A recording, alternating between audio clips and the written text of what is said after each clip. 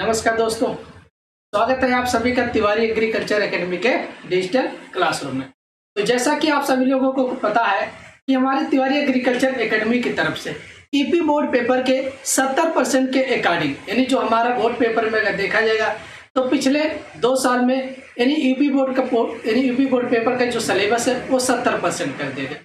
तो उसके अकॉर्डिंग हमारे तिवारी एग्रीकल्चर एकेडमी की टीम की तरफ से आप सबको पूरा बोर्ड पेपर की तैयारी अच्छी तरीके से यहाँ पर कराया जा रहा है। यानी 70% जो हमारा सिलेबस है इंटरमीडिएट में, उसके अकॉर्डिंग आप सबको बाकायदा अच्छी तरीके से तैयारी कराया जाएगा। तो जितने भी छात्र इस समय लाइव आ गए तो सभी लोग एक बार वीडियो को पुनः शेयर कर दीजिए, जिससे जो भी आपके कॉलेज के स्टूडेंट हैं उन तक ये वीडियो जरूर अवश्य पहुंच सके, जिससे उनकी जो तैयारी है, जैसा कि आप सभी लोगों को पता कि बोर्ड पेपर में आजकल जो पिछले साल अगर देखा जाए तो यानी जो हमारे पेपर आ रहे हैं कुछ उसमें बदलाव आ रहा है। यानी पिछले 4-5 साल के अगर मुकाबले देखा जा रहा है तो इस साल यानी पिछले साल और इस साल जो पेपर में कुछ चेंजमेंट हो रहा है, तो उससे अकॉर्डिंग अब हमें तैयारी करना है। यानी इंटरमीडिएट का पेपर भी अब उस थोड़ा हाई लेवल देखा जा रहा है, तो इसलिए आप सभी लोग वीडियो को पुनः शेयर कर दीजिए। चलिए 104 स्टूडेंट लाइव आ गए हैं और आप सबको आज जो हमारा लेक्चर रहेगा एग्रीकल्चर सब्जेक्ट का रहेगा। किसका? एग्रीकल्चर सब्जेक्ट रहेगा। अब एग्रीकल्चर में जैसा कि आप सभी लोगों को पता कि फर्स्ट ईयर एग्रीकल्चर और सेकेंड ईयर एग्रीकल्चर, इसमें हमारे 2 सब्जेक्ट यानी 2 चलते, फर्स्ट ईयर और सेकेंड ईयर। देखिए फर्स्ट ईयर में जो हमारे होता है कि आप सभी लोग देखे होंगे, फर्स्ट ईयर में हमारे एग्रीकल्चर के 2 सब्जेक्ट होते हैं, जिसे कृषि अभियंत्रण बोला जाता है, दूसरा हमारा बोला जाता है कृषि शस्य विज्ञान भाग 1, और सेकेंड ईयर में हमारा होता है कृषि पशुपालन एवं पशु चिकित्सा विज्ञान और कृषि शस्य विज्ञान भाग 2। तो चलिए एक बार सभी लोग वीडियो को शेयर कर दीजिए। सभी को गुड इवनिंग हमारी तरफ से। आलोक कुमार वर्मा कह रहे हैं सर मैं सीतापुर से हूँ। चलिए बहुत अच्छी बात है। आप सभी लोगों को इतना टारगेट बनाना है कि पूरे उत्तर प्रदेश में इस वीडियो को शेयर करना। आप सबके संपर्क में जितने भी एग्रीकल्चर के स्टूडेंट, पहले आपको उनको शेयर करना और उनसे एक बार जो अगर वो भी छात्र अगर वीडियो देखते हैं तो आप सभी लोग भी इस वीडियो को ज्यादा से ज्यादा शेयर करिए। टारगेट यहाँ पर आप सभी लोग को एक तरफ से यानी फ्री देखिए। तिवारी एग्रीकल्चर एकेडमी एक ऐसा संस्थान है जो स्टूडेंट के प्रति पूरा तत्पर तैयार रहता है। चाहे अगर आप सभी लोग देखेंगे बोर्ड पेपर की पिछले 2 से 3 साल में कोरोना काल में हम सभी लोग बहुत अच्छी तरीके से तैयारी करवाए थे, और पिछले साल भी और कंपटीशन एग्जाम की भी हम सब तैयारी पूरी अच्छी तरीके से कराते हैं। तो और पीडीएफ भी आप सभी लोगों को Telegram channel Tiwari agriculture academy का जो ऑफिशियल टेलीग्राम चैनल है, आप सभी लोग जाके वहां पर ज्वाइन करके और इसकी पीडीएफ भी आप सभी लोगों को मिलता रहेगा। सभी लोग पीडीएफ पाने के लिए टेलीग्राम चैनल को जरूर ज्वाइन करिएगा। तो एक बार सभी लोग वीडियो को फटाफट शेयर कर दीजिए। अभिषेक चौधरी, आलोक कुमार, अमन मौर्य, मोटिवेशन वर्क। अब देखिए, अब हमारा यहाँ पर है कक्षा 12, यानी अगर देखा जाए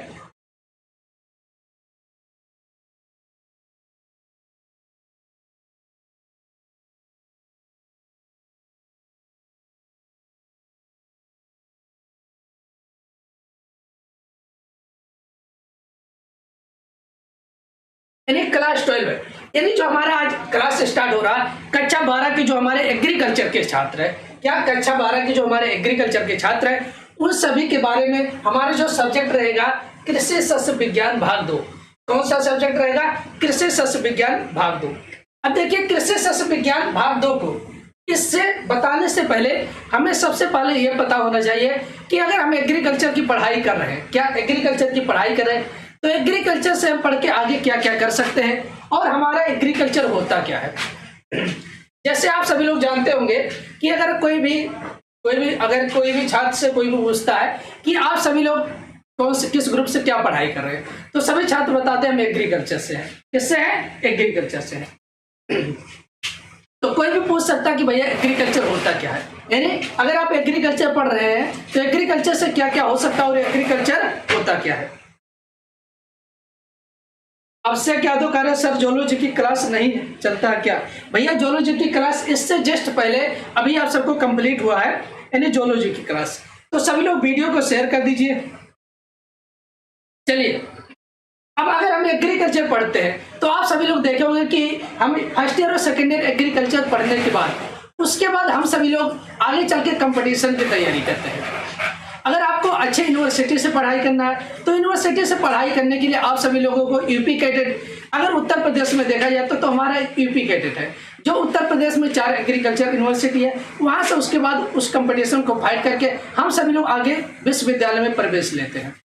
तो विश्वविद्यालय से बीएससी एग्रीकल्चर किया जाता और बीएससी एग्रीकल्चर करने के बाद एमएससी और बाकी आप सभी लोग कर सकते हैं।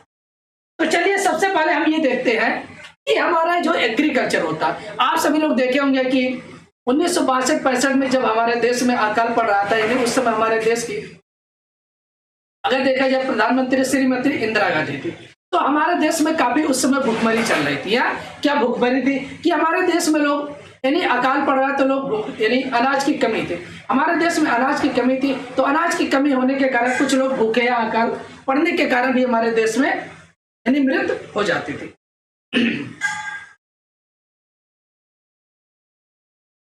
अब देखिए उसके बाद हमारे देश में एक आई थी हरित क्रांति। क्या सबसे पहले अगर देखा जाए तो विश्व में हरित क्रांति आई थी। हरित क्रांति जो है वो हमारा एग्रीकल्चर क्षेत्र से संबंधित है। किससे यानी संबंधित है? एग्रीकल्चर, जिसे बोला जाता है ग्रीन रेवोल्यूशन। क्या बोला जाता है? ग्रीन रेवोल्यूशन या हरित क्रांति। तो यानी भारत यानी हमारे देश में 1962 में अगर देखा जाए चीन से लड़ाई हो गया था, तो उसके बाद हमारे देश की जो स्थिति थी वो काफी खराब हो गई थी। उसके बाद 1966-67 में विश्व में हरित क्रांति 1963-64 में आई थी और भारत में जो हरित क्रांति लाई गई थी वो 1966-67 में या 65-66 में लाया गया था। तो हरित क्रांति देखिए, हरित क्रांति से हमारे देश में जो हमारे देश के कृषि के क्षेत्र में जो हमारे देश में कमियां थी कि हमारे देश में अनाज का प्रोडक्शन क्यों नहीं हो पा रहा, तो उसमें सबसे ज्यादा जो ध्यान दिया गया था एग्रीकल्चर पर ध्यान दिया गया था। किस पर? एग्रीकल्चर के क्षेत्र में ध्यान दिया गया कि एग्रीकल्चर हम कृषि को बढ़ावा देंगे, तो कृषि को बढ़ावा अगर हम देंगे तभी हमारे देश का विकास हो पाएगा। क्या? कृषि को बढ़ावा। आजकल आप सभी लोग देखे होंगे पिछले 1-2 साल में कोरोना काल में जो सबसे ज्यादा जरूरत चीजें हमारे देश में क्या हो गई थी, यानी अनाज और उससे संबंधित जो हमारी सब्जियां थी, यानी कृषि से संबंधित जितने भी हमारे दाल चावल गेहूं जितने भी हमारे अनाज संबंधित जो भी ये सब्जियां थी, तेल था, तो ये सब किससे संबंधित? एग्रीकल्चर से संबंधित है। तो सबसे ज्यादा महत्वपूर्ण हमारे देश में अगर इकोनॉमी को बढ़ाता तो एग्रीकल्चर है। तो जो भी छात्र एग्रीकल्चर से पढ़ाई करें समझ लीजिए हमारे देश की आगे चल के आप सभी लोग हमारे देश की सेवा कर सकते हैं। बहुत अच्छा सुनहरा मौका होता है हम सभी छात्रों के पास कि आप सभी लोग एक देश की सेवा यानी देश की सेवा करना बहुत अच्छी तरीके से।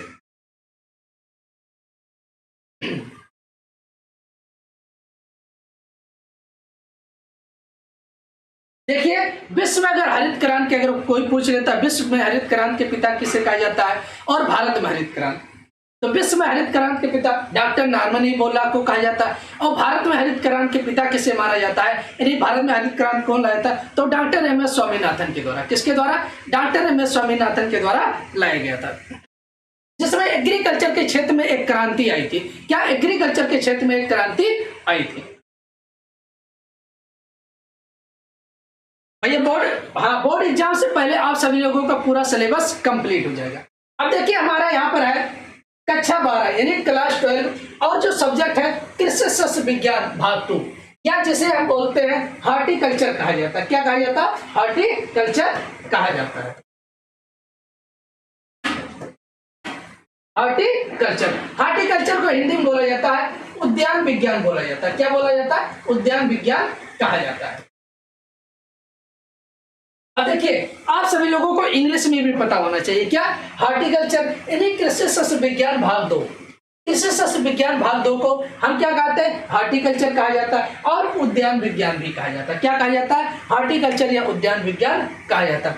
तो अगर आप सभी लोगों से कोई पूछ लेता है कि हॉर्टिकल्चर क्या है या उद्यान विज्ञान, तो वो हमारा जो इंटरमीडिएट में हम एग्रोनॉमी यानी कृषि सस्य विज्ञान भाग 2 पढ़ते हैं वो हमारा हॉर्टिकल्चर होता है। क्या होता है? हॉर्टिकल्चर या उद्यान विज्ञान होता है। अब देखिए इससे पहले हमें सबसे पहले पता होना चाहिए एग्रीकल्चर।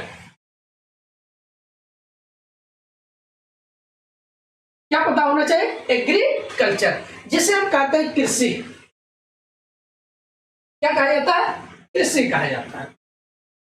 अब एग्रीकल्चर हम स्टार्ट कर रहे हैं सब्जेक्ट, उससे पहले हमें सबसे पहले ये पता होना चाहिए कि एग्रीकल्चर होता क्या है, यानी कृषि क्या है, इसकी डिफिनीशन क्या है। डिफिनीशन ऑफ एग्रीकल्चर या कृषि की परिभाषा क्या होती है, कैसे इसको हम परिभाषित करेंगे कि हमारा एग्रीकल्चर होता क्या है। तो जैसा कि आप सभी लोग जानते होंगे कि एग्रीकल्चर हमारा एक ऐसा क्षेत्र है जिससे मनुष्य जो होता है अपनी दैनिक क्रिया, मनुष्य अपनी दैनिक जीवन में या अपनी दैनिक आवश्यकताओं की पूर्ति के लिए क्या, अब हमारी दैनिक आवश्यकताएं क्या होती है, सबसे जो मुख्य चीजें होती है अगर देखा जाता है तो मनुष्य की जो दैनिक आवश्यकताएं होती है वो हमारी होती है, सबसे फर्स्ट अगर देखा जाएगा रोटी, कपड़ा, मकान और ईंधन होता है। क्या होता है? ईंधन। अब हमारे जो मनुष्य की आधारभूत आवश्यकताएं या मनुष्य की जो दैनिक जीवन में जो मनुष्य की सबसे आधारभूत आवश्यकताएं होती है या मनुष्य की आधारभूत आवश्यकताएं, अब आधारभूत आवश्यकताएं हमारी क्या होती है।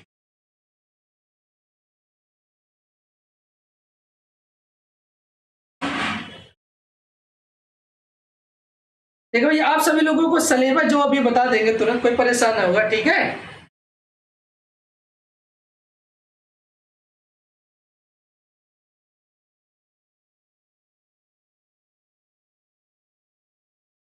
चलिए ठीक है। तो जो मनुष्य अपने यानी मनुष्य की जो प्रारंभिक आवश्यकताएं होती है, अब मनुष्य की प्रारंभिक आवश्यकताएं क्या होती है, रोटी हो जाएगा, कपड़ा हो जाएगा, मकान हो जाएगा और ईंधन हो जाएगा। क्या हो जाएगा? रोटी, कपड़ा, मकान और ईंधन। इसकी पूर्ति के लिए मतलब इन सभी की जो आवश्यकताएं होती है इसके पूर्ति के लिए मनुष्य जो भी क्रियाएं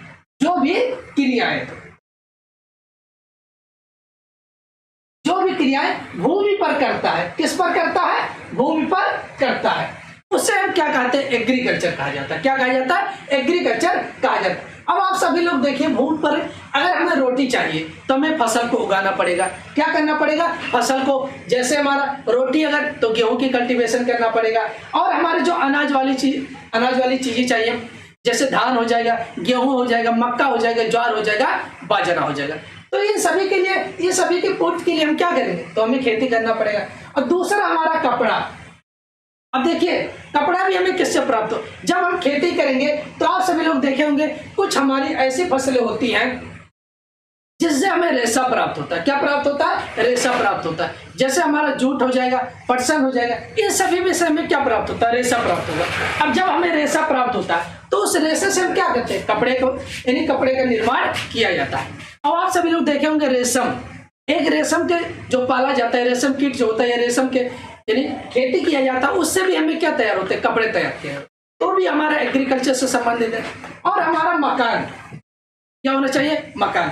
अब मकान आप सभी लोग, अगर हम खेती करेंगे या रोटी कपड़े या सब अगर फसल ग्रो करेंगे तो हमें क्या मकान की भी जरूरत चाहिए रहने के लिए, तो मकान का भी निर्माण कर सकते हैं। और ईंधन, अब हमारा क्या है? ईंधन। तो जैसे कि आप सभी लोग जानते होंगे कि ईंधन की पूर्ति हम क्या, हमारे एग्रीकल्चर की जो हमारे फसलें होती है इसको ग्रो करके हम अपने ईंधन की पूर्ति कर सकते हैं। तो जैसे आप सभी लोग देखे होंगे कुछ हमारे क्रॉप्स जैसे अरहर हो जाते हैं या सरसों, इन सभी की फसल की खेती करके हम क्या करते हैं? अरहर की मतलब जैसे हमारी जो ईंधन की पूर्ति हम कर सकते हैं। और जैसे पशुओं को पालकर क्या करते हैं? पशुओं को पालकर भी हम ईंधन की पूर्ति कर सकते हैं। तो ये सभी क्रियाएं जो हमारी एग्रीकल्चर से संबंधित है। एक मोटा एक परिभाषा आप सभी लोग याद कर सकते हैं कि मनुष्य अपनी प्रारंभिक आवश्यकताएं, अब मनुष्य की प्रारंभिक आवश्यकताएं जैसे रोटी, कपड़ा, मकान और ईंधन, इन सभी की पूर्ति के लिए जो भी क्रियाएं सॉइल या मृदा पर करता है, क्या करता है? जो भी क्रियाएं सॉइल या मृदा पर करता है उसे हम क्या कहते हैं? एग्रीकल्चर कहा जाता है।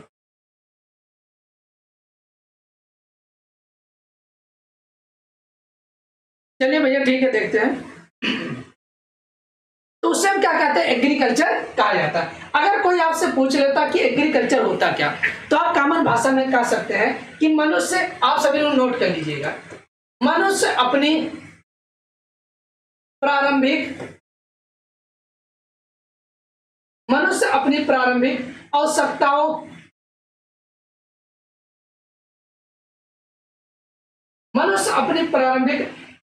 आवश्यकताओं की पूर्ति के लिए आवश्यकताओं की पूर्ति के लिए। अब देखिए प्रारंभिक आवश्यकताएं, अब प्रारंभिक आवश्यकताएं हमारे जैसे आपको आप सभी लोग क्वेश्चन में लिख लीजिएगा कि मनुष्य अपनी प्रारंभिक आवश्यकताएं, अब प्रारंभिक आवश्यकताएं हमारी क्या क्या होती है, जैसे रोटी, कपड़ा, मकान और ईंधन। रोटी, कपड़ा, मकान और ईंधन, इन सभी की पूर्ति के लिए जो भी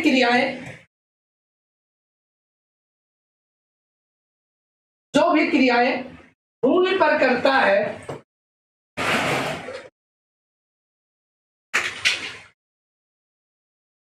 जो भी क्रियाएं भूमि पर करता है,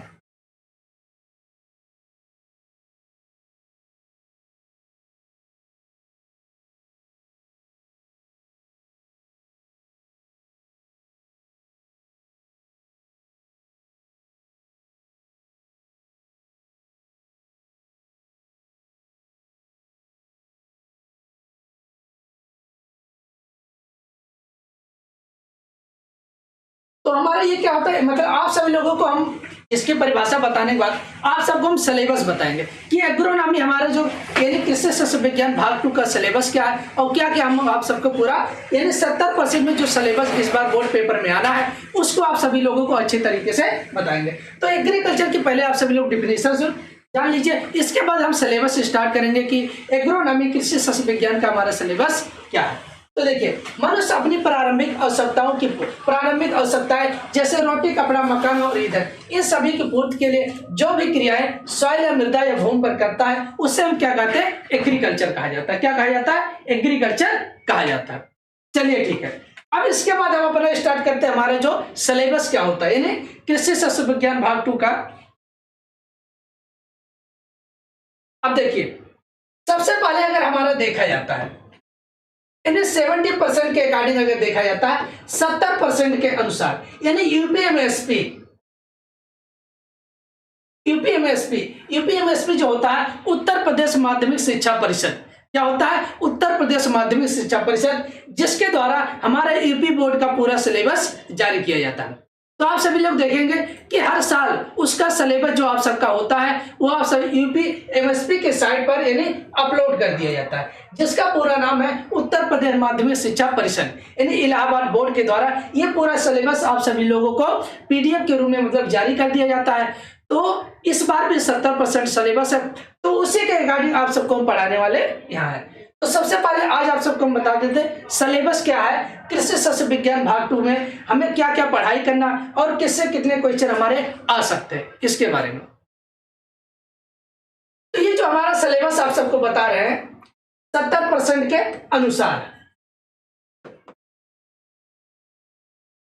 अब देखिए सबसे पहले अगर पिछली बार देखा जाएगा तो पिछली बार अगर क्वेश्चन जो देखा जाएगा तो हमारा इरिगेशन यानी सिंचाई, जल निकास।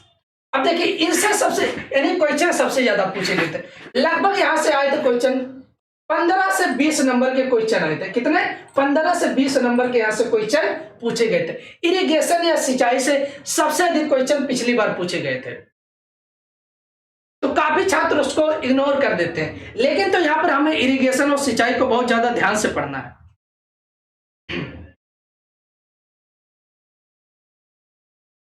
तो चलिए, तो सबसे पहले हमारे यहाँ पर सिलेबस में नंबर 1 पॉइंट आता है इरिगेशन या सिंचाई। क्या आता है, इरिगेशन या सिंचाई, और हमारा जल निकास जिसे बोला जाता है ड्रेनेज सिस्टम या जल निकास।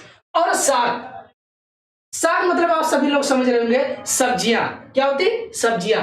और फल संवर्धन मतलब फलों से संबंधित, साग तथा फल संवर्धन मतलब सब्जियों तथा फलों से संबंधित जो हमारी खेती है उसके बारे में हम आप सबको यहाँ पर पूरा सिलेबस बताएंगे।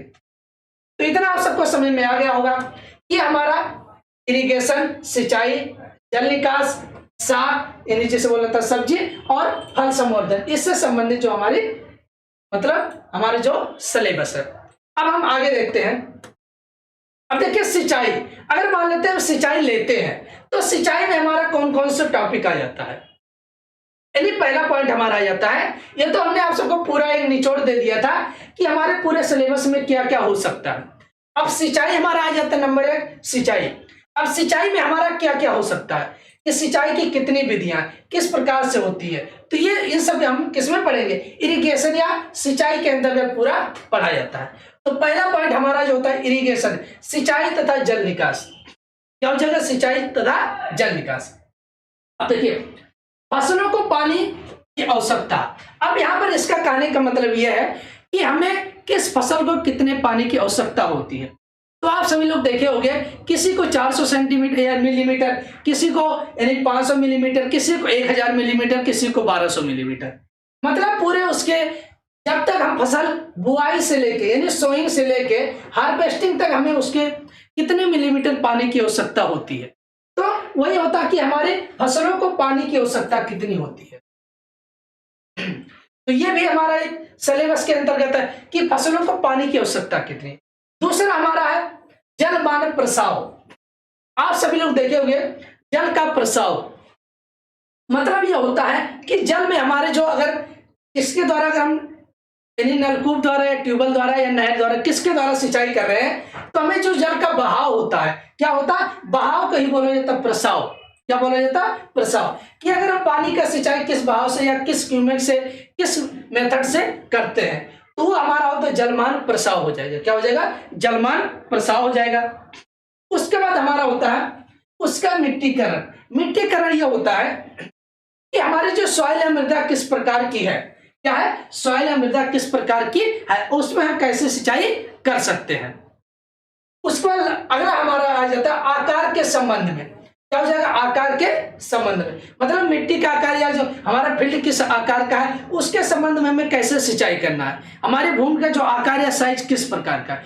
तो ये सब हमारा इरिगेशन से संबंधित है। किससे संबंधित है, इरिगेशन या सिंचाई से संबंधित है।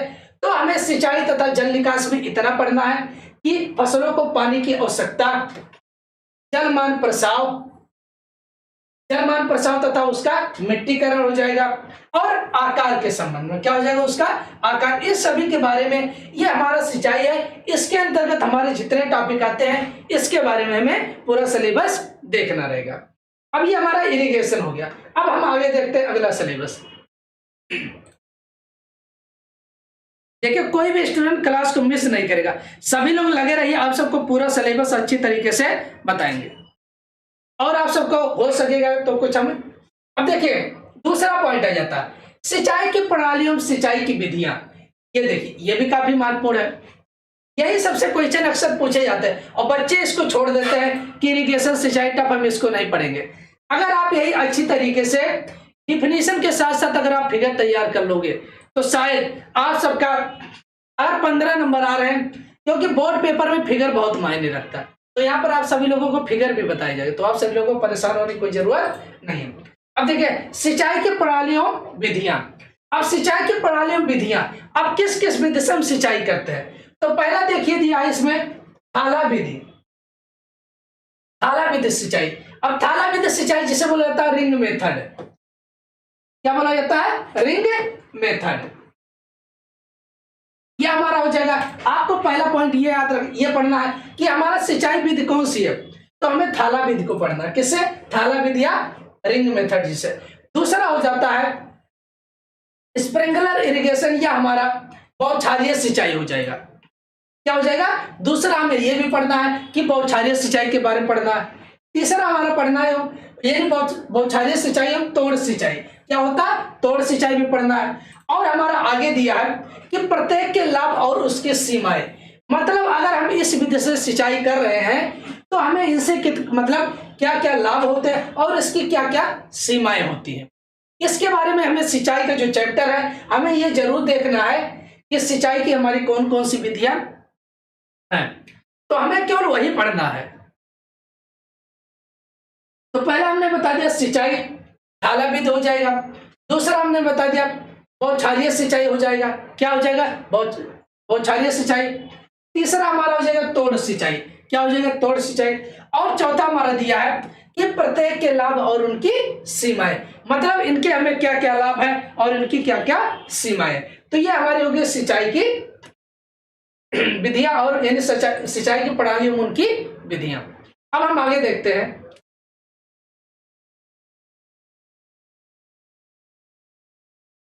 अब देखिए तीसरा पॉइंट भी हमारा सिंचाई में दिया है, सिंचाई के यानी जल की माप की कटाव। अब जल की माप की कटाव के बारे में देखे होंगे कि आप सभी लोग देखे होंगे कि जल की जो माप होती है कि हम जल की माप किसमें करते हैं, क्यूसेक में किया जाता है, सेंटीमीटर मिलीमीटर किसमें किया जाता है, इसके बारे में देख रहा है। और कटाव हमारा क्या होता है उसके बारे में, और हमारा हेक्टेयर।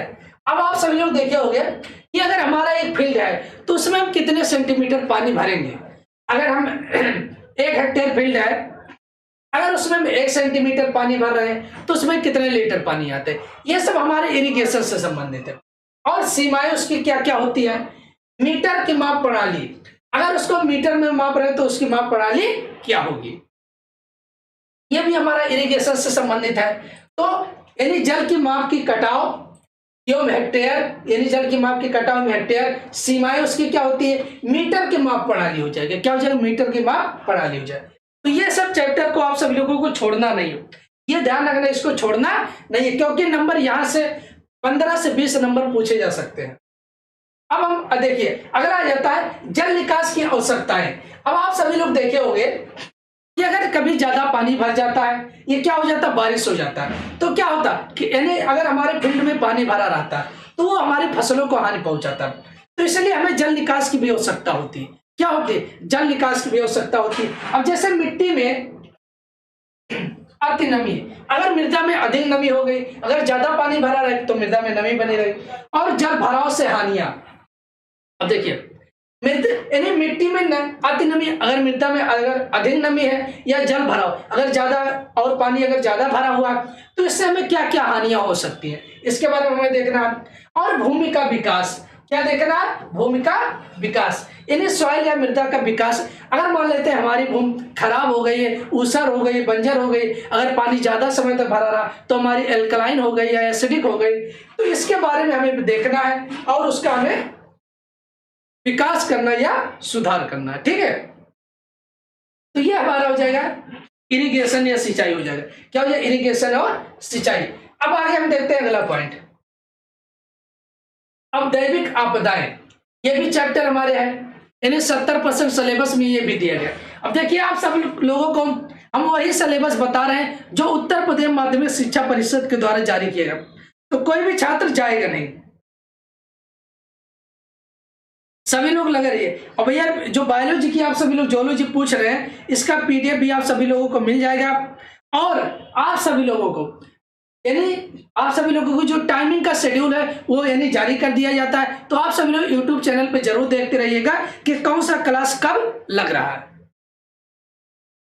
अब दैविक आपदाएं हमारे कौन कौन से, जैसे हमारा बाढ़ आ जाता है, इसके बारे में देखना, भूकंप आने के कारण क्या क्या हो सकते हैं, इससे बचाव कैसे किया जा सकता है, और आदि का स्वरूप, संवेदनशील क्षेत्र, यानी कौन कौन से क्षेत्र हमारे संवेदनशील होते हैं, जो सबसे अधिक बाढ़ से प्रभावित होते हैं या भूकंप से प्रभावित होते हैं, और उसकी हानियां क्या क्या होती है, और उसका हम कंट्रोल या नियंत्रण करने के उपाय क्या होते हैं। मतलब दैविक आपदाएं हमारी कौन कौन सी होती है जो मनुष्यों को यानी हानि पहुंचाती है। तो हमारा बाढ़ आने से, भूकंप आने से, आदि के स्वरूप क्या क्या हो सकते हैं, और हमारे संवेदनशील क्षेत्र, मतलब कहाँ कहाँ पर भूकंप आने की संभावना ज्यादा रहती है और बाढ़ भी आने की संभावना ज्यादा रहती है, तो वो सभी संवेदनशील क्षेत्र के अंतर्गत आते हैं। उनसे हमें क्या क्या हानियां होती है और उसका कंट्रोल या नियंत्रण हम कैसे करेंगे, तो इसके बारे में हम देखेंगे। इसके बाद हमारा अगला आ जाता है, अगला सिलेबस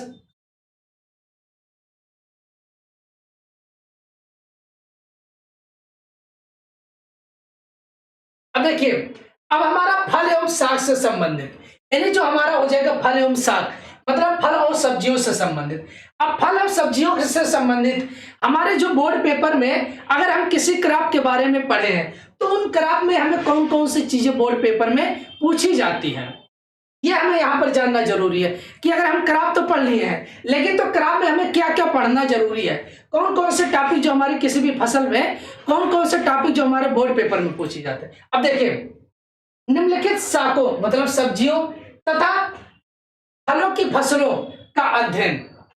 अब जितने भी हमारे फल तथा सब्जियां आती हैं उन फसलों के बारे में हमें जानना है। अब देखिए, संतृप्त प्रजातियां, तो हमें क्या पढ़ना रहेगा, जिस क्रॉप का नाम दिया रहेगा उन सभी क्रॉप की हमें प्रजातियों को देखना है, किसकी वैरायटी या प्रजातियों को देखना है तथा उनके मुख्य गुण। अब देखिए किस वैरायटी के मुख्य गुण क्या होते हैं या उनके मुख्य कैरेक्टर क्या होते हैं, इसके बारे में भी हमें देखना।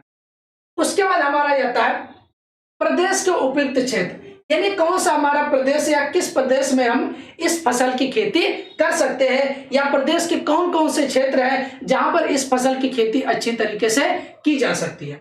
उसके बाद बुआई करने का समय, हम किसी फसल की अगर बुआई कब करेंगे इसका एक उपयुक्त समय होना चाहिए, इसके बारे में हमें पढ़ना है। उसके बाद बीज बोने की विधियां, अगर हम बीज की किसी भी बीज की बुआई कर रहे हैं, फसल की बुआई कर रहे हैं, तो उस बीज को हम किन किन विधियों से बुआई कर सकते हैं इसके बारे में हमें देखना है। और खाद देना, अब देखिए खाद देना हमें कितना देना, नाइट्रोजन कितना, फास्फोरस कितना, पोटास कितना, हमें गोबर की खाद देना है, तो ये सभी भी हमें देखना है फसलों के अंतर्गत।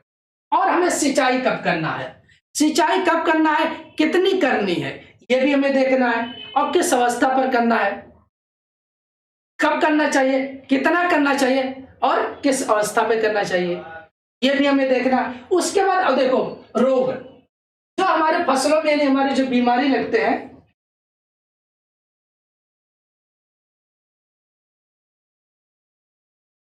अब देखिए हमारी जितनी भी फसलें होती है, चाहे हमारा सब्जी है यानी सब्जी रहेगा या हमारा फल रहेगा, तो उन सभी में जो हमारे रोग एवं कीट, हमारे कौन कौन से यानी कीट लगते हैं और कौन कौन से रोग लगते हैं, उनका निवारण हम कैसे करेंगे, निवारण मतलब उनका रोकथाम कैसे करेंगे, और हमारे उसमें उपज कितना होता है और बीज का उत्पादन कितना होता है।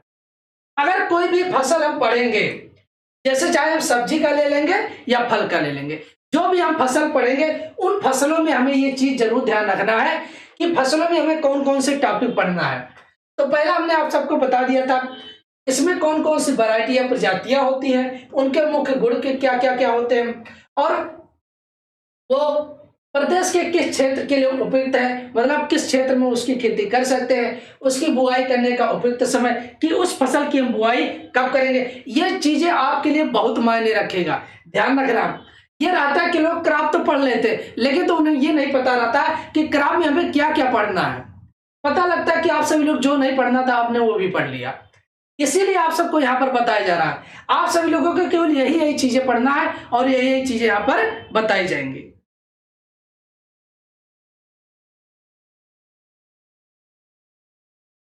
और सभी लोग एक नोट्स प्रॉपर बनाइए, क्योंकि तैयारी तभी अच्छा हो पाता है जब आप सभी लोगों के नोट्स बने रहते। और ये ध्यान रखना प्रैक्टिकल में हमारी तिवारी एग्रीकल्चर एकेडमी की जो टीम है वो जरूर जाएगी, तो आप सभी लोगों को कापियां भी वहां पर चेक किया जा सकता है। तो इसीलिए सभी लोग काम ईमानदारी से करिए और काम दमदार करिए, ठीक है। तो ये हमारे बीज बोने की विधियां, खाद देने की, सिंचाई करना, रोग, हमारे कौन कौन से रोग लगते हैं उनका रोकथाम हम कैसे करेंगे, उनमें उपज फसलों में कैसे कितना होता है और उनका हम बीज का उत्पादन कैसे करते हैं, ये हमारा हो गया। अब इसके बाद हम नेक्स्ट सिलेबस देखते हैं। अब देखिए अब ये हमारे फसलें तो आ गई, लेकिन तो अब हमें फसलों में कौन कौन सी फसलें देखना है। जैसे हमने आप सभी लोगों को पूरा बता दिया कि फल के बारे में यानी फल के बारे में देखना है और सब्जी के बारे में पढ़ना, लेकिन तो फल के बारे में तो पढ़ना, लेकिन तो हमें कौन कौन सी क्रॉप कौन कौन सी हमारी फल वाली फसलें पढ़ना है और कौन कौन सी हमारी सब्जी वाली फसलें पढ़ना। अब देखिए पहला इसमें दिया गोभी वर्गीय फसलें, तो कृषि शस्त्र विज्ञान भाग 2 में हमें यह पढ़ना है। पहला पॉइंट है तो गोभी वर्गीय फसलें। अब गोभी वर्गीय फसलों में हमें क्या क्या पढ़ना है, 70% के अकॉर्डिंग जरूर ध्यान रखना। तो पहला हमें पढ़ना फूल गोभी, कॉलीफ्लावर, दूसरा हमें पढ़ना गांठ गोभी।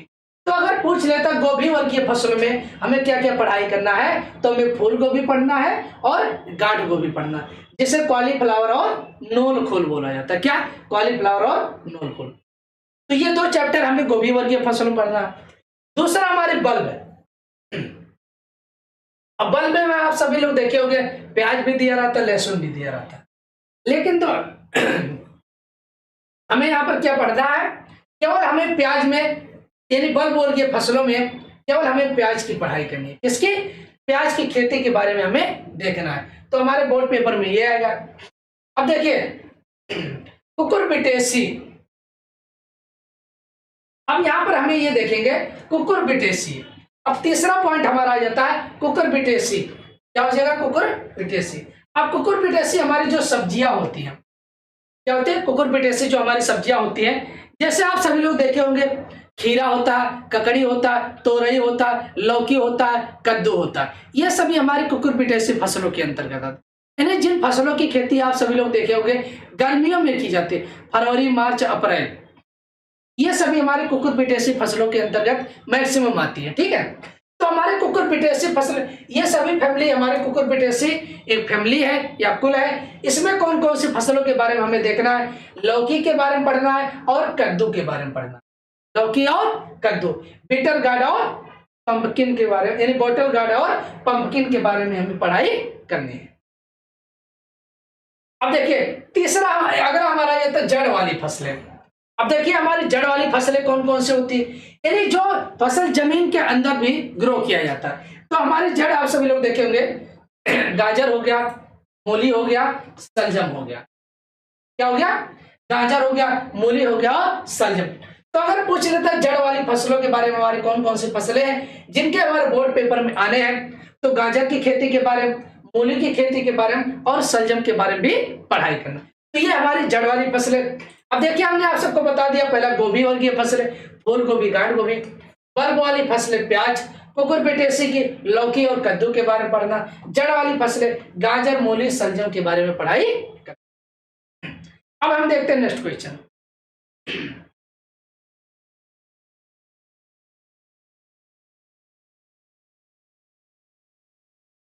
देखिए भैया, अगर आप जब तक आप सभी लोगों को सिलेबस के बारे में जानकारी नहीं रहेगा तो पढ़ाई करने में मजा नहीं आता। क्योंकि अगर आप बोर्ड पेपर के अकॉर्डिंग जब तक नहीं तैयारी करेंगे, क्योंकि उसमें तो सिलेबस बहुत कुछ दिया है, लेकिन तो हमें पढ़ना क्या है सबसे ज्यादा जरूरी, ये चीजें बहुत, किसी भी पेपर या किसी भी कंपटीशन को हमें फाइट करने के लिए सबसे ज्यादा जरूरी है, किसी भी चीज को अगर हमें आगे जानना, यानी फाइट करना कंपटीशन को, तो सबसे पहले हमें यह जानना जरूरी है कि हमारा सिलेबस क्या है, हमारे सिलेबस में क्या आएगा और हमें क्या पढ़ाई करना है। वो सभी चीजें आप सभी लोगों को उपलब्ध करा जा रही है तिवारी एग्रीकल्चर एकेडमी के यूट्यूब चैनल के माध्यम से।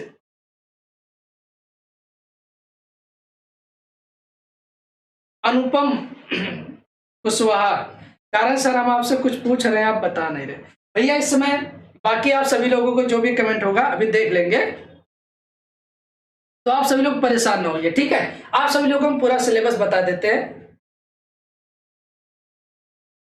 और जो भी छात्र हैं आप सभी लोग तिवारी एग्रीकल्चर एकेडमी के जो नंबर दिया गया उसमें आप सभी लोग संपर्क करके, जितने भी छात्र जिस भी कॉलेज के हैं आप सभी लोग एक ग्रुप बनाइए। उस ग्रुप में आप सभी लोग अपने कॉलेज के सभी छात्रों को जोड़िए और उसके बाद जोड़ने के बाद और हमारे तिवारी एग्रीकल्चर एकेडमी की टीम की भी जो नंबर उसको भी ज्वाइन करिए। उसके बाद आप सभी लोगों को कोई भी PDF जो भी वीडियो आप सभी लोगों को तुरंत उसमें शेयर किया जाए। तो सभी लोग एक ग्रुप जरूर बनाइए, जिस भी कॉलेज में आप पढ़ाई कर रहे हैं वहां से आप सभी लोग एक ग्रुप जरूर बनाइए। अब यह हो गया। अब देखिए हमारी लेग्यूमिनेसी, लेग्यूम जिसे बोला जाता है, लेग्यूम मतलब होता है जिन फसलों का प्रयोग हम दाल बनाने के लिए करते हैं, वह हमारी लेग्यूम क्रॉप्स के अंतर्गत आती है।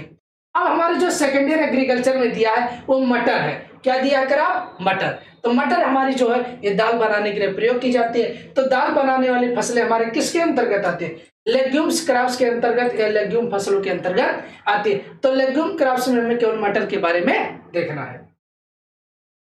नेक्स्ट आ जाता हमारी मसाले वाली। अब देखिए मसाले वाली फसलें, अरे आप सभी लोग जानते होंगे कि अगर हम सब्जी बना रहे हैं कुछ भी बना रहे हैं तो उसमें मिर्च का प्रयोग जरूर किया जाता है। और मिर्च क्या है? एक मसाला है, स्पाइसेस क्रॉप के अंतर्गत आता है। किसके अंतर्गत? स्पाइसेस क्रॉप के अंतर्गत आता है। तो मसाले वाली फसलें में किसके बारे में देखना? तो मिर्च क्रॉप के बारे में देखना। चाहे लाल मिर्च कहा जाए या मिर्च कहा जाए तो आपको कोई दिक्कत नहीं होगा। और हमारा आ जाता है अन्य क्रॉप, जैसे हमारा बैगन, टमाटर, इसके बारे में भी हमें पढ़ाई करना है। अब इसके बारे में तो पढ़ाई करना है, लेकिन तो क्या क्या पढ़ना है हमने आप सबको इसके पहले बता दिया। अब देखिए ये तो हमारे सब्जियां हो गई, जितना हमने बताया है सब सब्जियों के अंतर्गत था। ठीक है, अब नेक्स्ट हमारा जाता है फ्रूट्स क्रॉप्स, यानी जो हमारे फल कौन कौन से हैं जिनके बारे में हमें पढ़ाई करना है, फल वाली फसलें। अब देखिए फल वाली फसलें हमारे कौन कौन सी हो जाएंगी?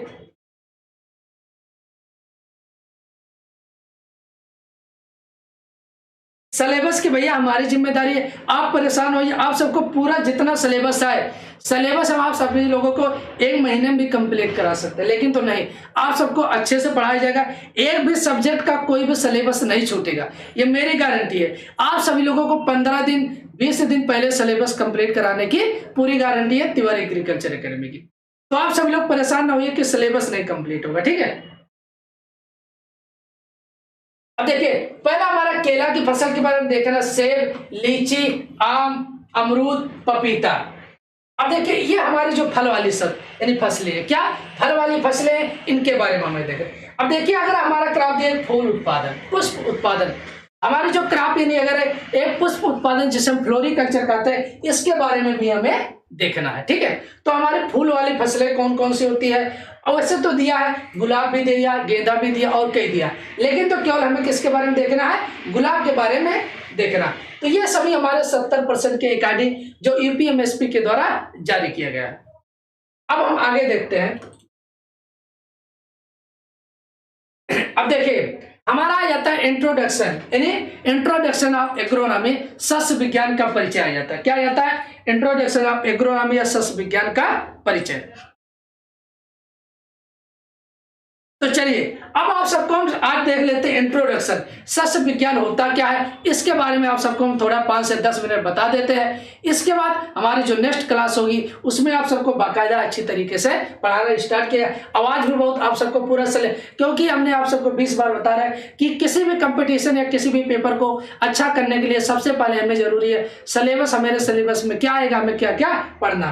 अब आज हम देखते हैं इंट्रोडक्शन ऑफ एग्रोनॉमी, यानी सस्य विज्ञान का परिचय। अब देखिए, सस्य विज्ञान के परिचय में हमारा क्या क्या होता है। सस्य विज्ञान के परिचय में सबसे पहले हम देखते हैं कि सस्य विज्ञान होता क्या है, इसका हम कैसे पहचानेंगे कि हमारा सस्य विज्ञान, इसका हम परिचय कैसे करेंगे, ये सस्य विज्ञान है, इसके बारे में। उसके बाद हमारा इसमें होता है कि सस्य विज्ञान का क्षेत्र क्या क्या होता है, किसके क्षेत्र में हमारा सस्य विज्ञान होता है, जिसे बोला जाता है स्कोप ऑफ हॉर्टिकल्चर या स्कोप ऑफ एग्रोनॉमी भी कह सकते हैं। क्या कहा जा सकता है, स्कोप ऑफ एग्रोनॉमी, मतलब हम अगर सस्य विज्ञान पढ़ने के बाद हम किस किस क्षेत्र में इसको लेकर जा सकते हैं या अपना फ्यूचर या अपना भविष्य बना सकते हैं, वही हमारा होता है स्कोप ऑफ एग्रोनॉमी, या मतलब सस्य विज्ञान का क्षेत्र होता है, ठीक है। अब देखिए, सस्य विज्ञान के परिचय में सबसे पहले हम देखते हैं। अब देखिए, हमने आप सबको बताया था जिसे बोला जाता है हॉर्टिकल्चर या उद्यान विज्ञान। क्या बोला जाता है, हॉर्टिकल्चर या उद्यान विज्ञान कहा जाता है। इंग्लिश में बोला जाता है हॉर्टिकल्चर, हिंदी में बोला जाता है उद्यान विज्ञान। जो हमारा कृषि सस्य विज्ञान भाग 2 है, क्या है, कृषि सस्य विज्ञान भाग 2।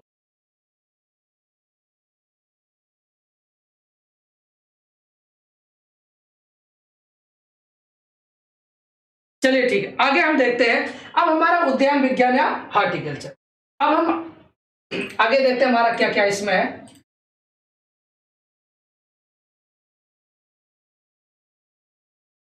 अब देखिए, अगर आप सभी लोगों को पूछ लेता है कि सस्य विज्ञान क्या है, यानी हमारा इंट्रोडक्शन ऑफ एग्रोनॉमी में सस्य विज्ञान सबसे पहला पॉइंट ये आ जाता है कि सस्य विज्ञान होता क्या है, या सस्य विज्ञान की परिभाषा क्या होती है, या उद्यान विज्ञान क्या होता है, या उद्यान विज्ञान की परिभाषा क्या होती है। अब देखिए, सबसे पहले अगर हम उद्यान विज्ञान के बारे में देखते हैं तो कृषि विज्ञान की वह शाखा जिसके अंतर्गत, कृषि विज्ञान की वह शाखा जिसके अंतर्गत हम फल, फूल तथा सब्जियों का अध्ययन करते हैं। अब देखिए, इसके पहले हमने आप सबको सिलेबस में क्या बताया, फल के बारे में भी बताया कि फल में हमारे कौन कौन सी फसलें आती है, फूल के बारे में बताया हमारे कौन कौन से फूल की फसलें आती है, और सब्जियों के बारे में बताया कि हमारे सब्जी में कौन कौन से फसलें आती है। इन सभी के बारे में जो हम अध्ययन करते हैं उसे बोला जाता है यानी उद्यान विज्ञान या हॉर्टिकल्चर, या यानी कृषि सस्य विज्ञान भी हम कह सकते हैं। तो कृषि विज्ञान की वह शाखा जिसके अंतर्गत हमें 3 शब्द जरूर ध्यान रखना, फल, फूल और सब्जियों का जो अध्ययन किया जाता है वो हमारा उद्यान विज्ञान या हॉर्टिकल्चर के अंतर्गत आता है। किसके अंतर्गत, उद्यान विज्ञान या हॉर्टिकल्चर के अंतर्गत आता है।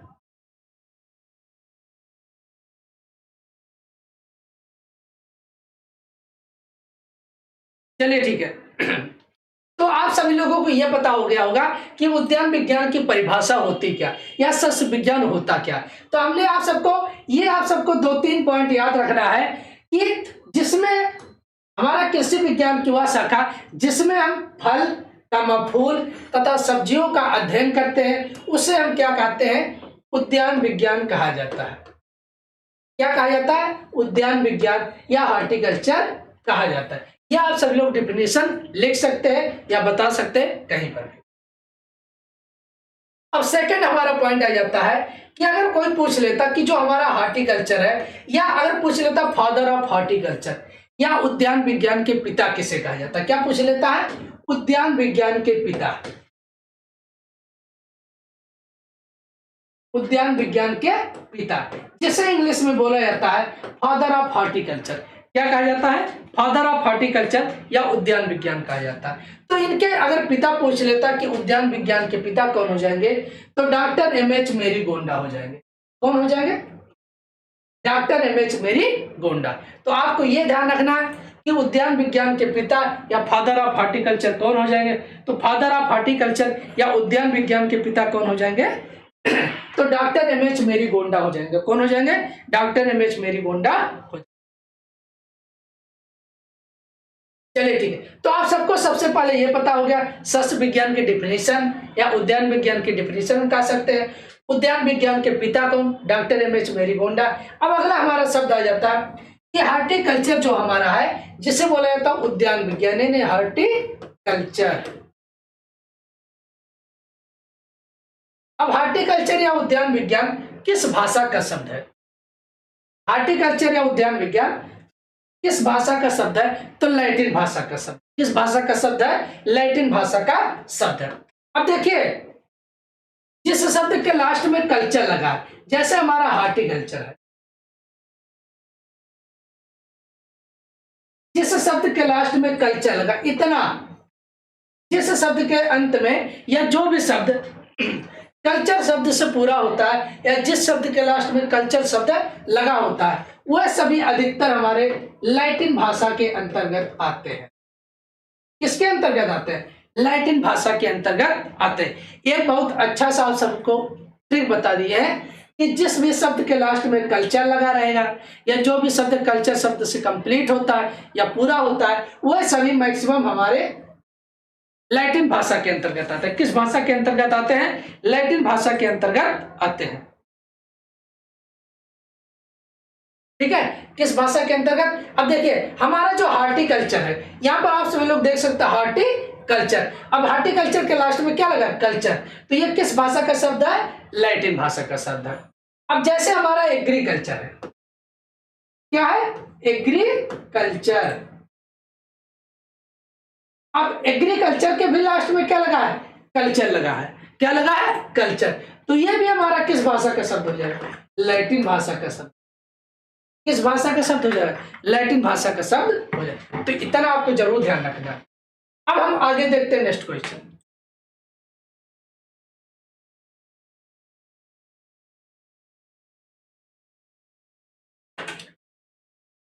अब देखिए ब्रांचेज ऑफ हॉर्टिकल्चर, या हमारे जिसे बोलते हैं कि हॉर्टिकल्चर की हमारी शाखाएं कौन कौन सी, ब्रांचेज ऑफ हॉर्टिकल्चर। यह तो अभी हमने आप सबको बताया हॉर्टिकल्चर क्या, उसकी परिभाषा क्या है, उसके पिता कौन होते हैं और किस भाषा का शब्द। अब हमारा आता है कि ब्रांचेज ऑफ हॉर्टिकल्चर या उद्यान विज्ञान की हमारी शाखाएं कौन कौन सी, क्या ऐसे हम कह सकते हैं उद्यान विज्ञान की शाखाएं।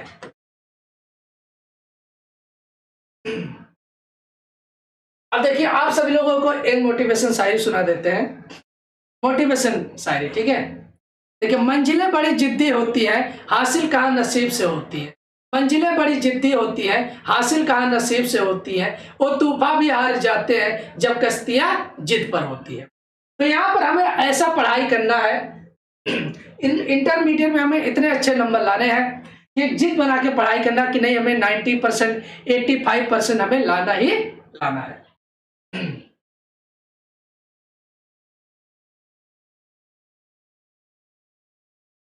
तो अब हम ब्रांचें या शाखाएं देख रहे हैं। अब आगे हम देखते हैं अब हमारे इसकी ब्रांचें या शाखाएं कौन कौन सी होती है।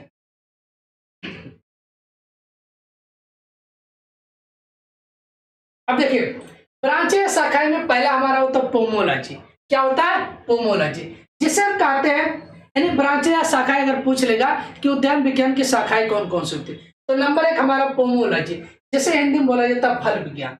क्या बोला जाता? फल विज्ञान। अब देखिए फल विज्ञान के अंतर्गत हम किसका अध्ययन करते हैं? फलों का अध्ययन किया जाता है। किसका अध्ययन किया जाता है? फलों का अध्ययन किया जाता है। तो अगर कोई पूछ लेता है कि पोमोलॉजी में हम किसका अध्ययन करते हैं, तो पोमोलॉजी में फलों का अध्ययन। The study of fruit is known as pomology. The study of fruit is called pomology. तो फल विज्ञान का अध्ययन हम किसमें करते हैं? पोमोलॉजी। या पोमोलॉजी में हम किसका अध्ययन करते हैं? तो फलों का अध्ययन करते हैं। अब हम आगे देखते हैं नेक्स्ट क्वेश्चन। दूसरी ब्रांच हमारी आ जाती है। अब देखिए ये हमारा डेफिनेशन यहां पर पहले दे दिया कि इस शाखा के अंतर्गत फलों का अध्ययन किया जाता है। यानी पोमोलॉजी के अंतर्गत हम किसका अध्ययन करते हैं?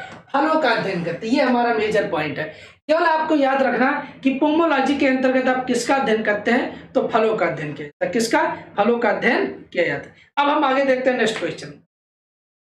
अब देखिए अगर पूछ लेता फादर ऑफ पोमोलॉजी यानी फल विज्ञान के पिता किसे कहा जाते हैं, तो मेन चीजें जो है आप सबको हम बता दे रहे हैं कि फादर ऑफ पोमोलॉजी या फल विज्ञान के पिता तो डॉक्टर डी कैंडोल को कहा जाता है। किसे कहा जाता है? डॉक्टर डी कैंडोल को कहा जाता है। तो ये भी आपको याद रखना है। अगर पूछ लेता है फादर ऑफ पोमोलॉजी या फल विज्ञान के पिता किसे कहा जाता है, तो फल विज्ञान के पिता किसे? डॉक्टर डी कैंडोल को कहा जाता है। अगला आ जाता है कि हमारा पोमोलॉजी किस भाषा का शब्द है। अब देखिए कि हमारा जो पोमोलॉजी है वो किस भाषा का शब्द है, तो पोमोलॉजी हमारा लैटिन प्लस ग्रीक दोनों भाषा के अंतर्गत आता है। किसके अंतर्गत आता है? लैटिन प्लस ग्रीक दोनों भाषा के अंतर्गत। ये जिसको भी आप सभी लोगों को व्हाट्सएप ग्रुप में जुड़ना है, आप सभी लोगों को नंबर दिया जा रहा है स्क्रीन पे, जो नंबर चल रहा है 9793 900 888 या 9235 1260 64। आप सभी लोग इस नंबर पे आप सभी लोग व्हाट्सएप करिए, तुरंत आप सभी लोगों को ग्रुप में ऐड कर दिया जाएगा।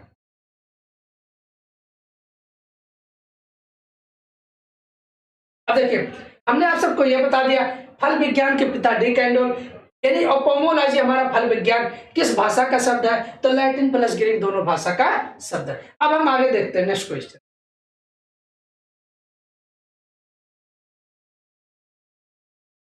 अब दूसरी हमारी ब्रांच आती है ओलरी कल्चर, जिसे बोला जाता है सब्जी विज्ञान। क्या बोला जाता है? सब्जी विज्ञान। क्या बोला जाता है? ओलरी कल्चर या सब्जी विज्ञान। क्या कहा जाता है? ओलरी कल्चर या सब्जी विज्ञान कहा जाता है। अब देखिए ओलरी कल्चर या सब्जी विज्ञान में इसमें हम सब्जियों का अध्ययन करते हैं। किसका अध्ययन किया जाता है? सब्जियों या सब्जियों का अध्ययन किया जाता है। तो आपको ये याद रखना कि ओलरी कल्चर में किसका अध्ययन किया जाता है? तो सब्जियों का अध्ययन किया जाता है। किसका अध्ययन किया जाता है? सब्जियों का अध्ययन किया जाता है। अब आगे लिखा भी आप सबको हम बताते हैं, दिखाते हैं। अब देखिए इस शाखा के अंतर्गत सब्जियों का अध्ययन किया जाता है। तो ओलरी कल्चर में सब्जियों, पहला पोमोलॉजी में फलों का अध्ययन किया जाता है, ओलरी कल्चर में सब्जियों का अध्ययन किया जाता है। किसका? सब्जियों। ओलरी कल्चर देखिए ओलरी कल्चर के लास्ट में कल्चर जुड़ा है, ये किस भाषा का हो जाएगा? लैटिन भाषा। किसका हो जाएगा? लैटिन भाषा का हो जाएगा। अब हम आगे देखते हैं नेक्स्ट क्वेश्चन। अब तीसरा हमारा है तो फ्लोरिकल्चर। इसमें भी आप सभी लोग देखिए कल्चर जुड़ा है। तो फ्लोरिकल्चर में किसका अध्ययन करते हैं? फूलों का अध्ययन किया जाता है। किसका अध्ययन किया जाता है? फूलों का अध्ययन किया जाता है। तो पहला हमने बताया पोमोलॉजी फल विज्ञान, ओलरीकल्चर सब्जी विज्ञान और फ्लोरिकल्चर फूल विज्ञान जिसे हम कहते हैं। तो पोमोलॉजी में फलों का, ओलरीकल्चर में सब्जियों का, फ्लोरिकल्चर में फूलों का अध्ययन किया जाता है। किसका अध्ययन किया जाता है? फूलों का अध्ययन किया जाता है। अब हम आगे देखते हैं। अब देखिए इस शाखा के अंतर्गत फूलों का अध्ययन किया। किसका अध्ययन किया जाता है? फूलों का अध्ययन किया जाता। तो फ्लोरिकल्चर में हम किसका अध्ययन करते हैं? फूलों। अब देखिए फ्लोरिकल्चर भी किस भाषा का शब्द है? लैटिन। इस शब्द के लास्ट में कल्चर जुड़ा हुआ है, तो जिस शब्द के लास्ट में कल्चर रहेगा वो मैक्सिमम हमारा लैटिन भाषा के अंतर्गत। नेक्स्ट हम देखते हैं। हाँ अब ये आप सबको याद रखना, अर्बोरिकल्चर। अर्बोरिकल्चर में ये होता है कि जो पौधे हमारे झाड़ीनुमा होते हैं, यानी जो पौधे हमारे झाड़ीनुमा होते हैं और उनकी जो लताएं होती हैं उनके बारे में हम जो अध्ययन करते हैं, यानी झाड़ीनुमा पौधे, झाड़ीनुमा पौधे और उनकी जो लताएं होती हैं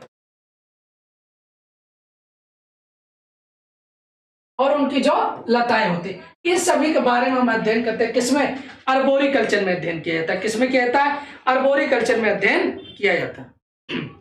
चलिए हम देखते हैं आप सभी लोगों आगे। अब देखिए, इस शाखा के अंतर्गत पेड़ पौधों की झाड़ियों हमने आप सबको बताया था, इस शाखा के अंतर्गत पेड़ पौधों की झाड़ियों तथा लताओं का अध्ययन किया जाता है। किसका? पेड़ पौधों की झाड़ियों तथा लताओं का अध्ययन किया जाता है। अब अर्बोरिकल्चर भी लास्ट में कल्चर जुड़ा है, किस भाषा का शब्द है? तो लैटिन भाषा का शब्द है। किस भाषा का शब्द है? लैटिन भाषा का शब्द है। अब देखिए, अगर हार्टिकल्चर की मुख्य रूप से ब्रांचें जो तुम्हारे में तो ऐसे 3 है, लेकिन तो ये एडिशनल चीज इसको भी याद रखना है, क्योंकि बोर्ड पेपर में कभी कभी कुछ क्वेश्चन बाहरी दे देते हैं, तो उसके लिए हमें इतना तैयारी करना है कि अगर सिलेबस में भी कुछ बाहर के क्वेश्चन आते हैं तो उतना भी हमारा वहां से कवर हो जाए। तो हमने आप सबको बता दिया कि एग्रीकल्चर क्या होता है। एग्रीकल्चर के बाद हमने आप सबको जो सब्जेक्ट हमारा कृषि सस्य विज्ञान भाग 2 या उद्यान विज्ञान, तो सस्य विज्ञान क्या होता है उसका हमने आप सबको परिचय बताया कि सस्य विज्ञान का परिचय क्या होता है, उसकी परिभाषा क्या होती है, ब्रांचें क्या होती है, और ब्रांचें या शाखाएं, फादर क्या होता है, किस भाषा का कौन सा शब्द होता है। तो इन सभी के बारे में हमने आप सबको पूरा, हमारा जो आज का फर्स्ट लेक्चर है बहुत अच्छी तरीके से शायद आप सबको समझ में आ गया होगा। भैया आप सभी लोग को बिल्कुल कॉलेज के अनुसार जो आप सभी लोगों को 70% सिलेबस दिया गया है उसी के अकॉर्डिंग पढ़ा रहे हैं। किसी भी स्टूडेंट को परेशान होने की कोई जरूरत नहीं है कि सर किसके अनुसार पढ़ा रहे हैं।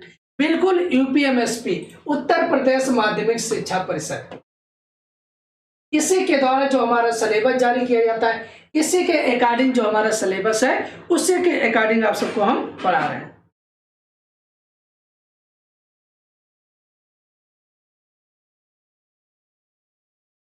चलिए, तो आप सभी लोग ये बताइए कि हमने जितना आप सबको पढ़ाया आप सबको समझ में आया कि नहीं आया। तो चलिए कमेंट बॉक्स में तुरंत आप सभी लोग कमेंट करिए।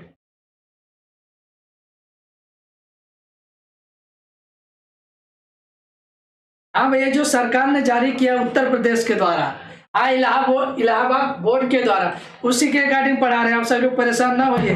यूपी बोर्ड कक्षा 12 के अनुसार जो सिलेबस जारी किया गया उसी के अनुसार बता रहे हैं। तुम सब यार क्या बताया जाए, बिल्कुल उसी के अनुसार बता रहे हैं, आप बिल्कुल ना घबराइए।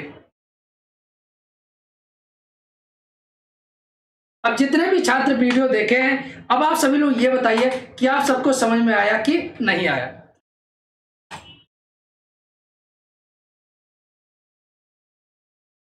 अशोक यादव सरकार है, बहुत अच्छा लगा आपसे पढ़कर। चलिए बहुत बहुत धन्यवाद भैया। अभिषेक चौधरी कार्य सर्कल से चैप्टर फर्स्ट, बिल्कुल परेशान ना होइए, पूरा चैप्टर कंप्लीट करा जाए बाकायदा अच्छी तरीके से, कहीं कुछ नहीं छूटेगा। सभी लोगों को नोट्स जरूर बनाना है। नोट्स सभी लोगों को चेक करने जरूर आएंगे।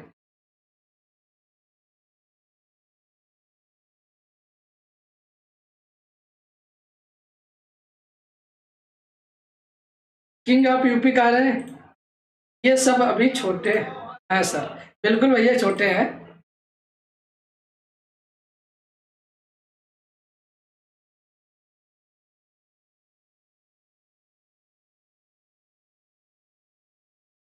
चलिए आप सभी लोगों को शायद समझ में आ गया हो अच्छी तरीके से।